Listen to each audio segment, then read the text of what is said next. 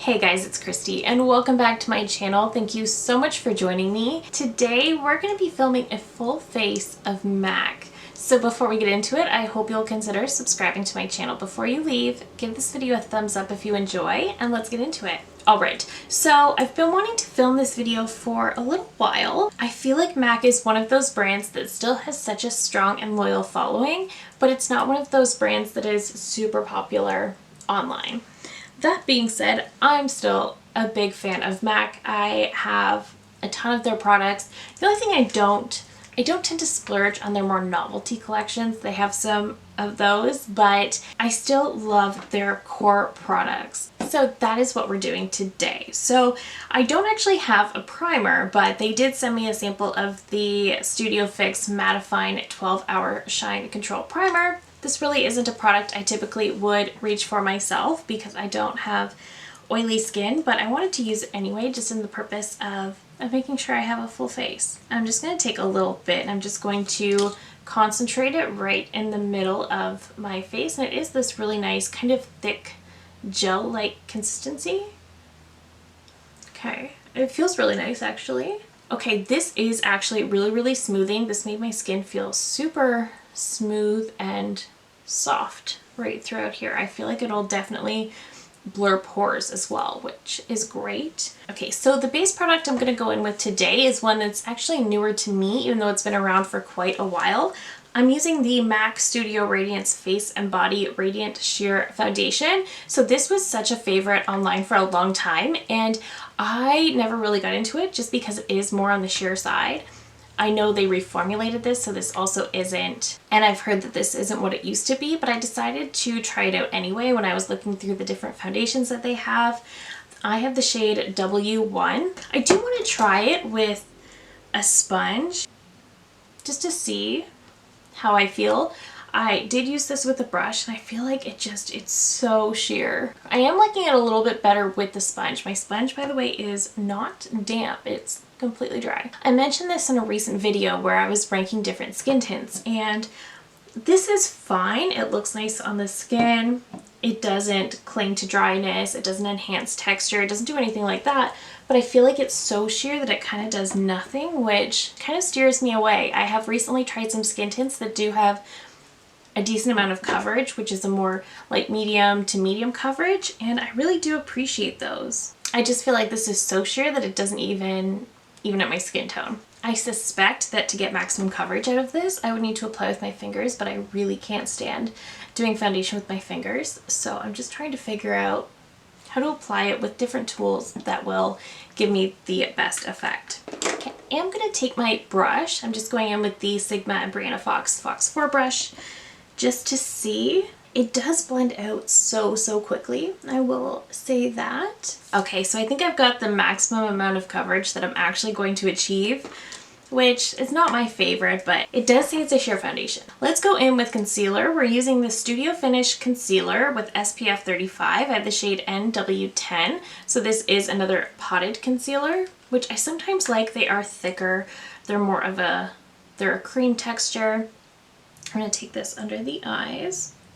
And this shade is quite perfect for me for a concealer. It does work very well with that foundation as well. I like that it has SPF, all of the things. They do have one, I think that is a little bit more sheer. I think this is their more full coverage option.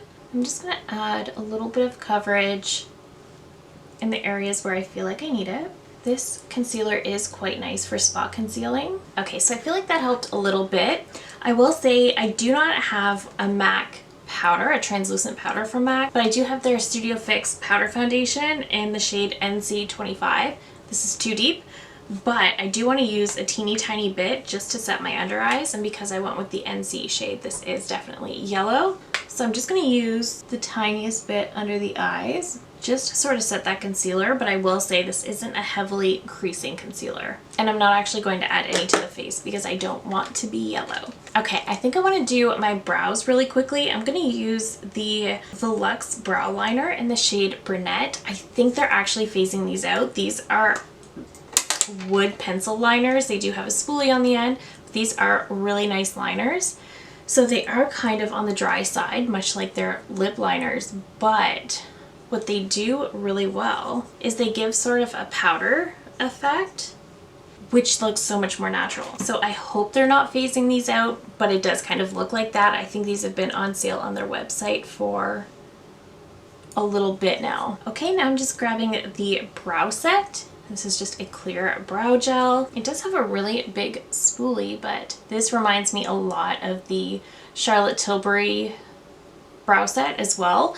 It has a very, very similar spoolie, and this will sort of just put the brows where they belong and have them stay there all day, but not make it so that they're glued to your face, like the NYX Brow Glue or one of those more intense brow gels. Next, we're going into the new Sunstruck Matte Bronzer. I have the shade Light Rosy, so they did come out with these earlier this year, and I was really excited because I feel like bronzer is sort of where MAC is actually lacking in their lineup. They've had blushes forever, they've had highlighters forever, eyeshadows, they really excel at lip products. Oh my gosh, the lip products. But bronzer has always been one of those things where they're not that great. So I love this. So they came out with this line. They came out with some matte bronzers as well as some more radiant bronzers. I of course went with the matte, and I really, really like these. I like that it has a rosy undertone. It's just a lot more flattering on my skin tone. It looks a little bit more natural on me. It blends in with my blush a little bit better. Again, because I do have a more neutral leaning cool undertone, I'm also very fair. So for me, it is important that I don't end up with a bronzer that is going to turn me orange, because that is so easy to do. Just so pretty, so flattering. It has sort of like an airbrushed effect on the face. I love that. For blush, I was thinking about going in with their regular powder blushes. I have the shade Melba, but I think I have to go in with my very favorite blushes from MAC, and this is their Glow Play blush. I have the shade Blush Please. I love this because it's like a cream blush, but it's more like a cream to powder formula. So it picks up like a cream, but once you apply it to the face, it really blends out like a beautiful powder. It gives you a little bit of a radiance, a little bit of a sheen, but it just looks so pretty and flattering. It's very long wearing. I love this. And this shade is one of my favorites too. It's just a beautiful neutral tone. For highlight, we are going in with a classic. I have the Mineralized Skin Finish in Soft and Gentle. Let me know in the comments if you remember this one. Did you have this one? I'm pretty sure we all did at some point. This is a baked highlighter that is a very, very glowy if you build it up too much. But it's so pretty. It's still one of my favorites. This one is a little bit on the glittery side though, so if you don't like that, maybe skip it. But it is so pretty. It's such a classic. I love it. Okay, I'm just gonna grab some MAC Fix Plus. I did use up mine, but I got a sample. So this is the Fix Plus Magic Radiant. So this is supposed to contain vitamin C. So I'm just gonna... So to prime the eyes, we are going to go in with another classic. This is the MAC Painterly Paint Pot. This one has seen a lot of love. This is actually one that was in my project pan last year because it is an old classic and it's still so good. I do have some eye primers that I do prefer to this one, but this one is still really, really good. I love the way this just sort of cancels out any darkness on the lids. I think a lot of people with warmer skin tones tend to go in with soft ochre. I think that's a really good one too. Just Painterly works best for my skin tone. For eyeshadow, I put up a poll on my community tab whether you guys wanted me to use my MAC Single Shadows or one of their Connect in Color eyeshadow palettes, and 60% of you wanted the Connect in Color palettes. So I do have a full review up on both of these, and today I just need to decide between Rose Lens or Embedded in Burgundy. Pretty sure I'm going to go with Embedded in Burgundy because I just like it better, but just for the sake of showing you, this is my palette of singles. I love this palette. Some of these were replaced very, very recently. So I did decide to use Embedded in Burgundy. So I'm just going to start with this first shade right here. I love this little palette so much. I've created so many basic everyday looks with this one. I reach for this one a lot when I'm not filming just because it's so easy to work with. And I think MAC did a great job with these little palettes. I was really tempted to reach for the really large one they came out with, which is all neutrals, but I kind of talked myself out of it just because I have the Natasha Denona Biba palette, so I probably didn't need the big one, but it looked so beautiful. These are supposed to be 25% more pigmented than the original shadows. I really don't know. I do think they have more pigment to them. After testing them out for a time, I do think they are a little bit more pigmented if you're comparing to MAC's original eyeshadow formula, because a couple of years ago they also released their Powder Kiss line, and those are more pigmented than the original formula as well. And I have a lot of the Powder Kiss shadows in my collection. And one thing to mention about MAC shadows is it's hard to judge them based on swatch because their shadows notoriously swatch very poorly. Quality of their shadows is just so good. Even with their regular formula, even though they are a little bit more lightly pigmented, I think they're a great formula for beginners. So I think I mentioned when I was going in with my Painterly paint pot that I found primers I like a little bit more, and I don't think I actually elaborated on that. The reason that it's not my favorite anymore is because I find if you accidentally use a little bit too much, it can make your lids look very, very textured. And part of that is because first and foremost, it is a cream eyeshadow. I'm just going in with this top shade right here. I went in a little deeper than I meant to, but it's kind of honestly a gloomy, rainy day, and that just naturally makes me want to play with a little bit more grungy, darker makeup. So I did just add a little bit of a baby wing. I cannot do that on camera. I can barely do it off camera. So I just did that quickly, and I am going to go in with this bottom shade right in the middle. I'm just going to kind of tap this on the lid, keeping it more in the center and the outer third. I think this is a really pretty shade. All right, and then I'm just going into this top middle shade, the shade Naked Lunch. This one is such a classic. This one is really pretty to highlight the inner corner. I'm just using a finger to actually take this up a little bit, just to kind of take some of that grunginess out of the look. All right, so that definitely turned out a little bit deeper and grungier than I intended. But I am going to go in with the MAC Stack Mascara. I do have a mini here. I don't like this one. And the reason is because it's this hard bristle wand and they're just very, very pokey. It's literally just too intimidating right by my eyes. I always think I'm going to poke myself in the eye. Make a mess.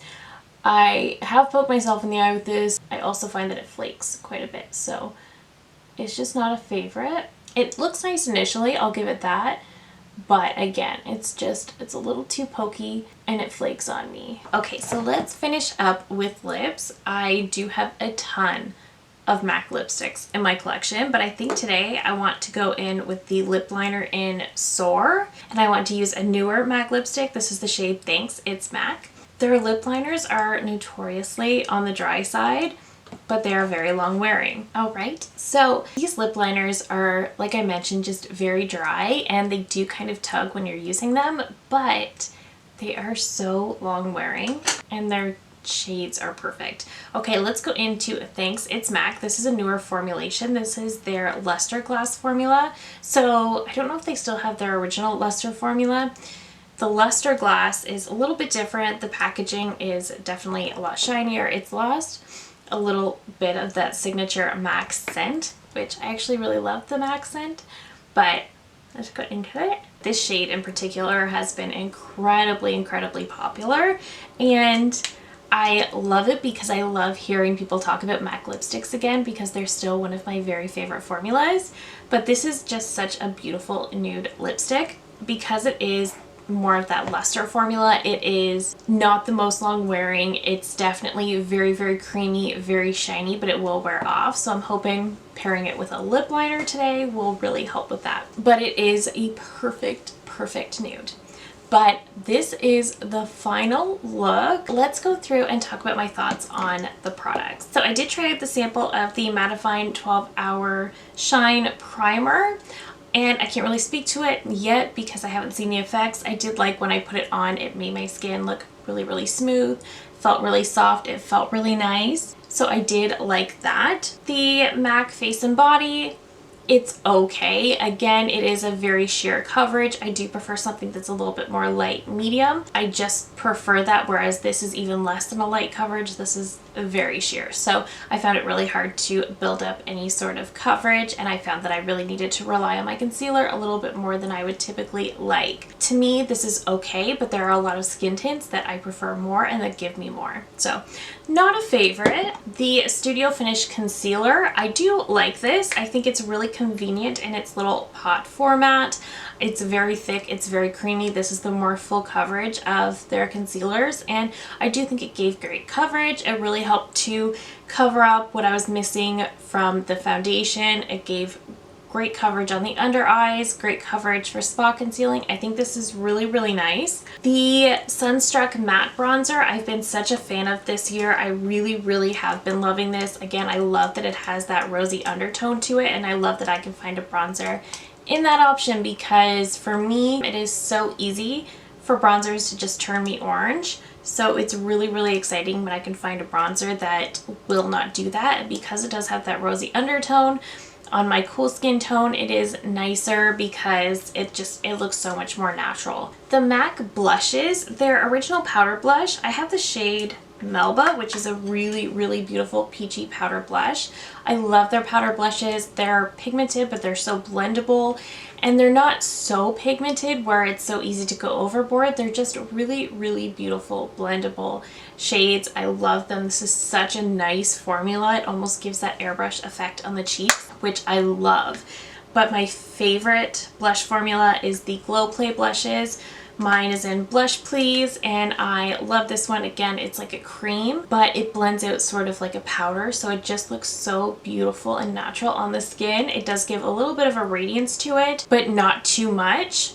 It's just so flattering, and this shade in particular, if you are around my skin tone, this is such a flattering shade. The MAC Soft and Gentle is such a classic. I've had this for so many years and I've barely made a dent in it, but I've used it so many times. It is a baked formula, which typically isn't my preference. I don't love baked formulas in general. I find that they hard pan a little bit too easily, so they're not my favorite, but this is such a beautiful highlight. It's so smooth. It does have some glitter in it, but not in an unflattering way. It's just such a pretty smooth highlight. I think it's beautiful. The MAC Fix Plus Magic Radiance, it really did add almost a little bit too much radiance. Honestly, I think it's being counterproductive with the primer, because the area where I applied the primer is looking super shiny, and I don't really know why, and so is the rest of my face. So if you love a really good dewy look, I think this will do it for you.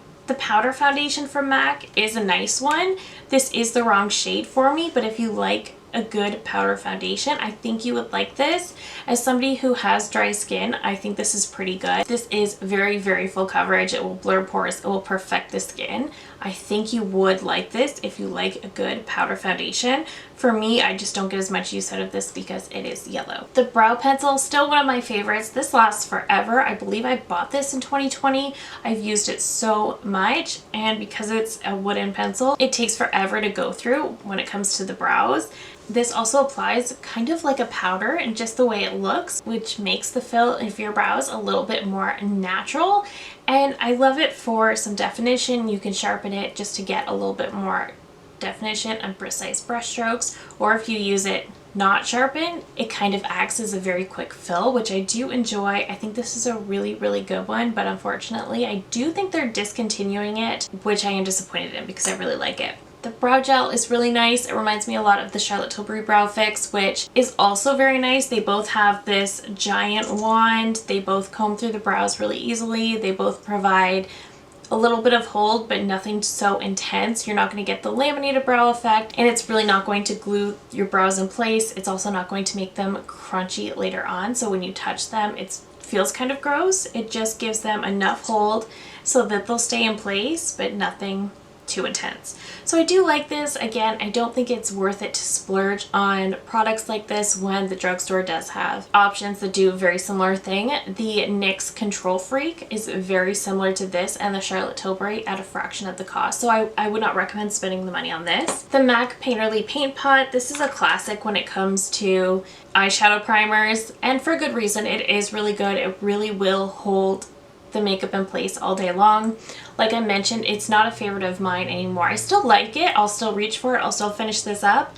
But I do prefer other primers that are just a little bit more lightweight, because with this, if you accidentally go overboard, like I said, this will create some texture on the lids, and that's just really not what you're typically going for. So for that reason, I do prefer some of my more lightweight primers. But if you're looking for one that is nice and thick, that is really going to cancel out any redness or discoloration on the lids, and that will lock your eyeshadow in all day long, this will definitely do it. This is a really good one. I think there are still a ton of people who use this as their everyday primer, and I think that speaks volumes to the product. For the eyeshadow palettes, I'm still a big fan of my MAC singles. I love them.